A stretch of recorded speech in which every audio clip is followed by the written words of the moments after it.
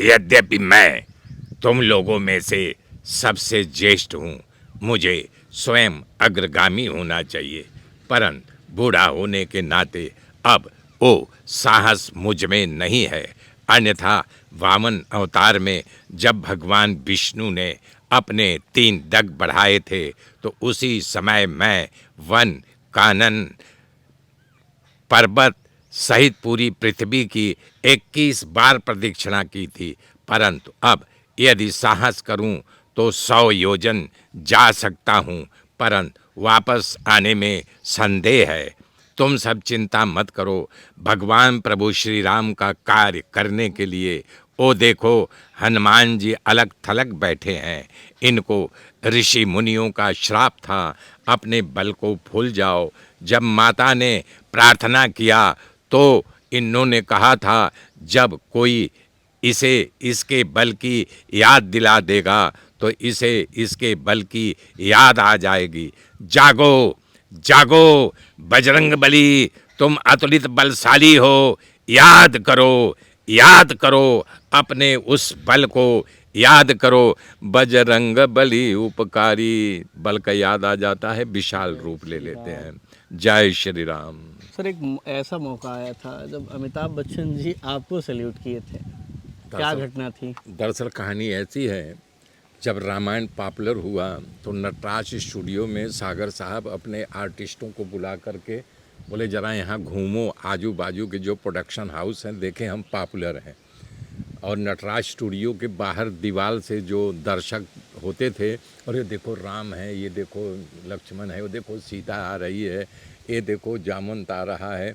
और उसी में उस दिन अमिताभ बच्चन की जादूगर फिल्म की शूटिंग चल रही थी नटराज स्टूडियो में। तो अपने मेकअप रूम से निकले, वो निकल के आ रहे हैं, हमारी उनकी दृष्टि टकराई और मुझे खड़े होकर के जोर से बोले सल्यूट, और धड़ाधड़ उनके बॉडीगार्ड इधर उधर, मैं दौड़ा, मुझे लगा लिए गले से, बोले नाम कर दिए। और एक लड़का यूनिट का ही दौड़ा, वो बॉडीगार्ड उसको पकड़ के फेंक दिए, बोले दूर रहो।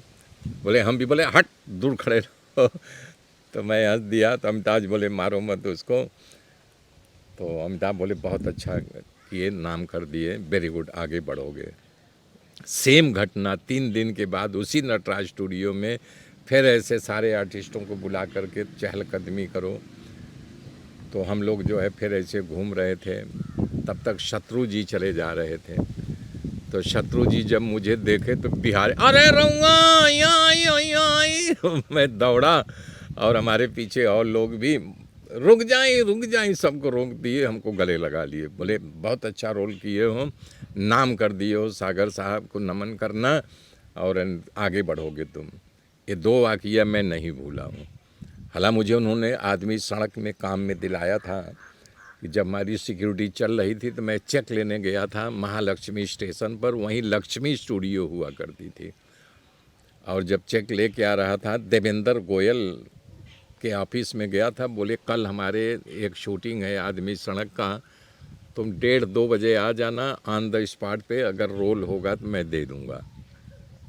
जब पहुंचा देखा शत्रुघ्न सिन्हा मेकअप वेकअप करके आए, तो बोले तो शत्रुघ्न सिन्हा कटा। मैं हाथ जोड़ के प्रणाम किया, शत्रु जी मैं आपको प्रणाम करता हूँ।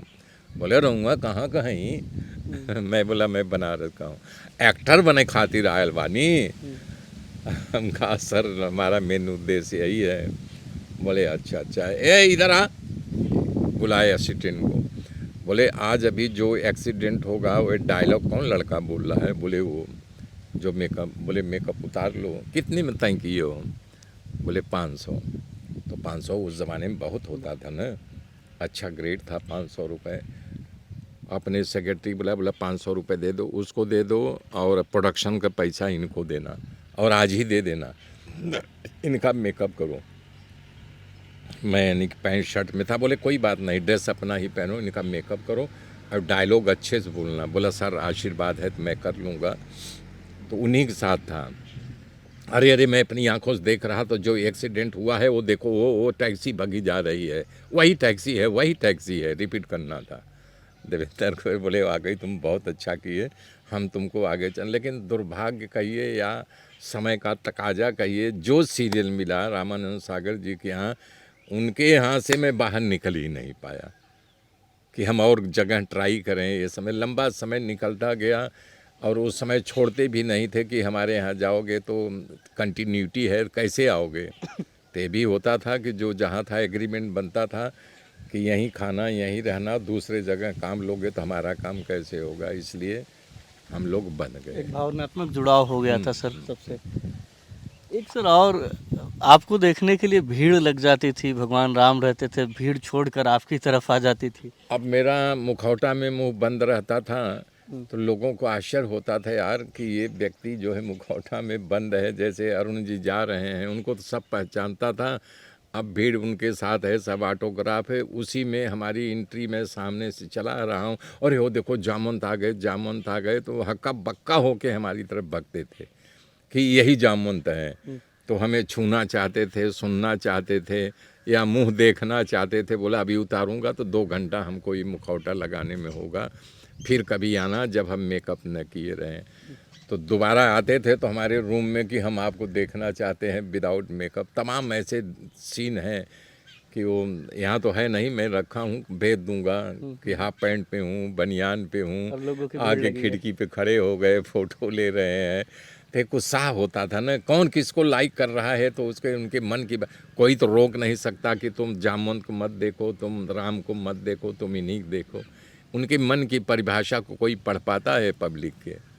तो इसलिए पब्लिक हमको देखना चाहती थी, सुनना चाहती थी, मेन मुद्दा ये है। सर सबसे फेमस कौन सा बात जो है आपकी जामवंत के रोल में हुई थी, कौन सी डायलॉग?